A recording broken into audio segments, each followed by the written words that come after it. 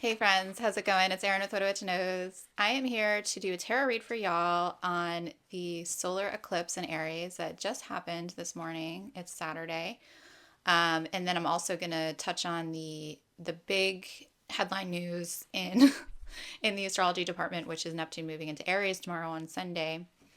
Neptune has a crazy long cycle because it's the second to last furthermost planet next to Pluto.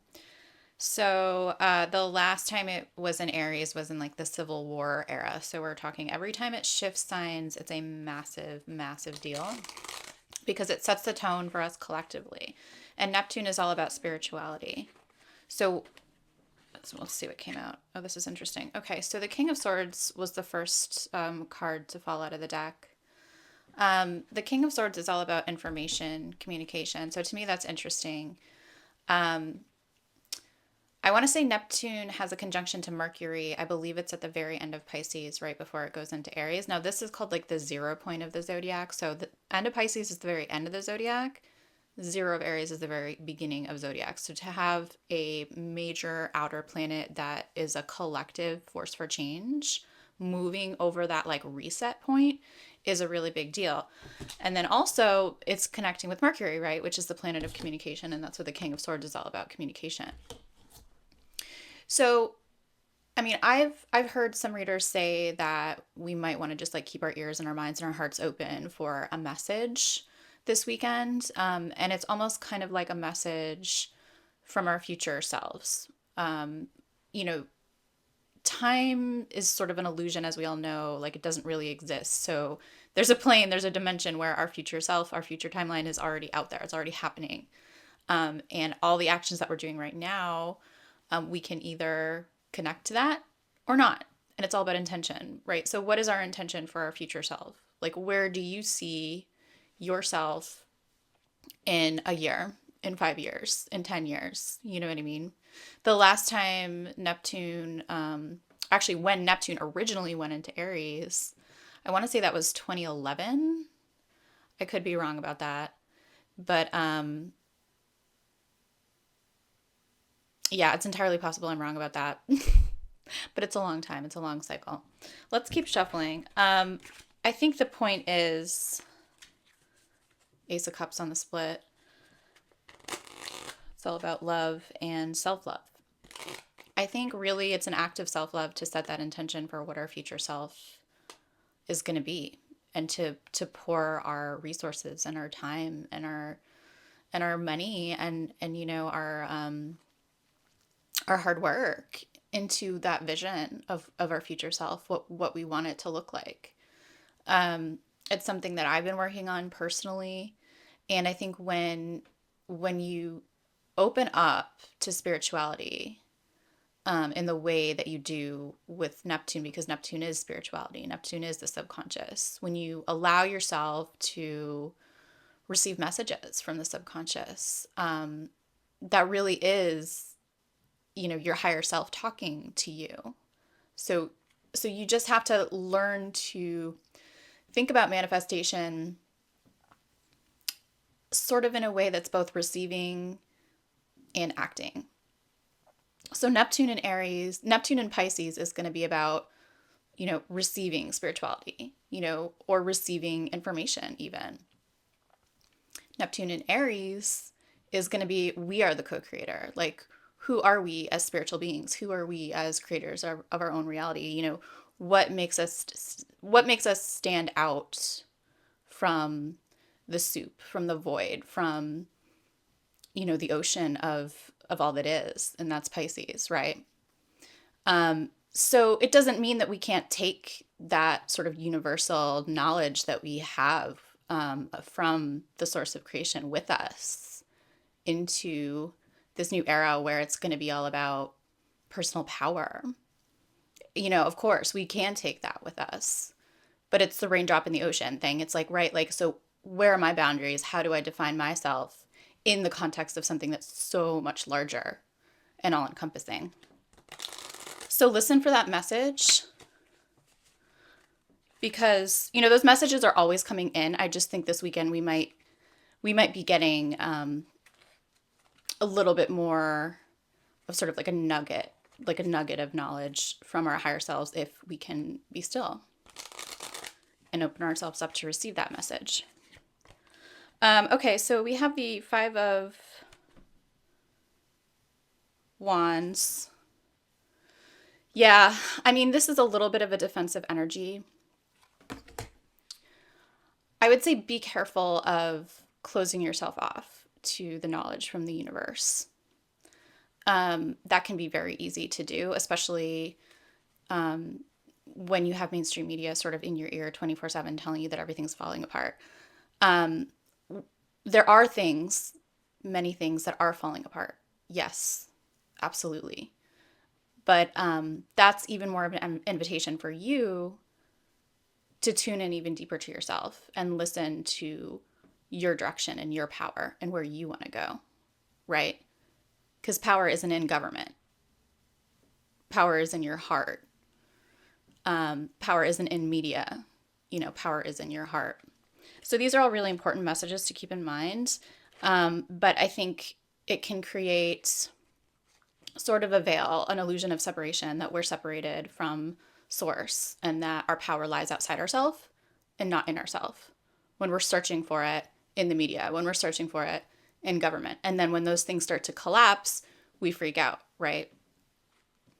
But if we can sort of unplug from that exterior power and plug into our interior power, that's when we start to really tune into this whole Neptune and Aries new consciousness. Like, who am I as a co-creator now? Like, who am I as a powerful manifester? The King of Swords just came out again. Okay, so I think that means I didn't get the message right the first time around. Okay. Thank you, Spirit. It's like, no, that wasn't all. There's more. You need to. I think it's the same message, right? Like, I need to tune in. I wasn't totally tuning in to listen to the message from this card. So I'm like, and then I got the Five of Swords, which is like, don't block out the messages that you're getting. Like, and I was just doing that, right? Like, I think I probably didn't tune in enough to the message that was coming from this card. And now Spirit's asking me to do it again. Let me tune in a little bit more to the energy of this King of Swords. Okay, so what I'm getting from this is actually getting the energy of Aquarius. Pluto is one of those other big power player outer planets, and it's another planet that when it moves signs, it's a huge deal for everyone. Sets the tone, completely different agenda. And it a few months back moved into Aquarius, which is the sign of information, but it's also the sign of community, and it's the sign of authenticity. It's the sign of the future. Actually, we were talking about our future selves before. I mean, I think it could be possible that this King of Swords is a representation of our future self. And it could be an invitation from our future self to listen and to listen to see what messages it has to hear. But at the same time, I think it could also be supportive people that are showing up in your life. People who, can help you, who have information for you, or who have a service for you. Because this is the new paradigm, right? Like, we have to tune in deeply to community when these old outdated structures and systems are falling apart. They're not going to, government's not going to work for us anymore. It's not working. What do we have at that point? We have our community, we have our friends, we have our loved ones, we have the people around us that are in our support network. And we're not meant to go into this new era alone. We're meant to do it together, but we're not meant to all be doing it in the same exact way. We're meant to be bringing our own individual authentic piece to the puzzle, right? Every puzzle piece looks different, but they all fit together in a perfect way to make a beautiful whole, or a mosaic, if you will. So, keep an eye out. There might be a message from a particular person, potentially a masculine person, but it doesn't have to be. Everybody has feminine and masculine energies. Inside of us. It's just that the masculine side of things represents more of like an action. So it could be maybe more of an offer. Maybe somebody comes to you and says, hey, I have this service that I can offer. And it happens to be the perfect thing that you've been looking for to help you build your business. Something along those lines. Could be a neighbor who offers to help you with your yard work and you needed help with the yard work, and maybe you can offer them, something like maybe you're good with cooking and you want to make them some cookies in exchange. So that's the type of like interdependence, sort of new future with Aquarius that we're moving into. Like, how can we show up, but how can we also receive, give to receive, that type of thing. Okay, hopefully Spirit is not mad at me anymore. I'm going to pull one more card. Strength just peeked out. I'm not going to take that, though. Let's see what else comes out. Yeah, Strength again, and the Nine of Cups again. One more shuffle, though. Still doesn't feel quite right. By again, I mean in pre-shuffle, I saw the Nine of Cups come out, and that's wish fulfillment, so that's a good thing. Okay, what else do we have? Okay, so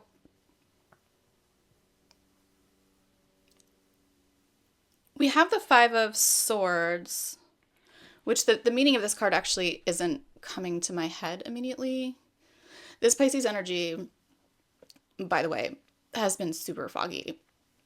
Like, I've been very fogged out. I don't know if you felt that too, but it's just been really hard for me to like form thoughts, form sentences, just to like exist in the world. It's getting better. It's actually a lot better last night and today, I think, from the solar eclipse, which again marks a new beginning. The solar eclipse is also in Aries, which is the first sign of the Zodiac. So we're all talking about new beginnings, but we're also closing out major, major chapters of our lives. So I'm actually the first instinct. This is not the traditional interpretation of the card, but the first thing that came to my mind was this man is taking two swords, or technically he's taking three swords, but he's leaving two of them behind. So to me, this indicates focus. So where is our focus? Are we focusing too much on things that are sort of part of the old paradigm? Like these two men, their backs are turned away, so they're indicating the past to me. They're going into the past, like, and his head is kind of turned a little bit towards them, so he's still sort of maybe trying to grasp onto this old paradigm a little bit of, but my safety, my security, my information sources, all of that stuff, I kind of want to hold on to that. But he does have these two swords here that are pointing upwards, almost towards the future, and the clouds are kind of also pointing upwards. Kind of indicates to me that he's really got a choice. He can sort of turn around and move on, and change his focus to wherever he wants to change it. Let's take another one because I'm still a little bit confused by that message. Ace of Wands came out in the split again with the Nine of Cups. That might want to come out. Let's see. Yeah, okay. He showed up again. And Strength. Okay, you know what? I'm just going to take these two. I think they just want to come out. I think I was resisting. I kept seeing these guys and I was like, no, I'm not going to take them. I think that might have been another indication from Spirit, like, don't resist. Like, it's very difficult. It's going to be very, very difficult. Actually, it's going to get harder to resist the messages from Spirit, to resist the messages from your higher self, your future self. They're just going to get louder and louder. And if you don't pay attention to them, they're just going to keep knocking at your door. So you might as well pay attention to them. Okay, so Strength is, it's all about, I think this is all about that personal power that I was talking about before. Really pulling from your heart. The lion represents Leo, which is also all about your heart. So pulling from that strength of your inner fortitude can lead to the Nine of Cups, which is wish fulfillment. And the other interesting thing about this card is that this man is sitting down and his arms are crossed, like he's kind of chilling, like he's not working super hard, and yet he has all of these cups. Like, he has manifested pretty much everything he wants just by being relaxed. And in the context of the Strength card, it seems to me like he's pulled all of that manifestation and all of that beauty from his personal interior power, his heart. So I think that's really the invitation, like, to be open, to listen, not to resist. What is your future self asking you to do? Like, what does your future self look like? Can you write it out? Can you draw it? Can you embody it? Aries is going to be all about embodiment, and especially with Neptune there now, it's going to be about embodying who we are as spiritual people. I think I'm going to leave it there. For whatever reason, I'm getting like the nudge to close the reading there, and I'm going to follow that instinct and not resist it, since that's what I've been saying this whole time. So guys, I really hope that you have an amazing solar eclipse day, an amazing Neptune ingress into Aries. It's a big time. It's a big time on the planet, and I believe that we all signed up to be here at this time, and I believe that we all have what it takes to make it, to be really successful, and to make our dreams come true. All right, I love you guys so much. Blessed be.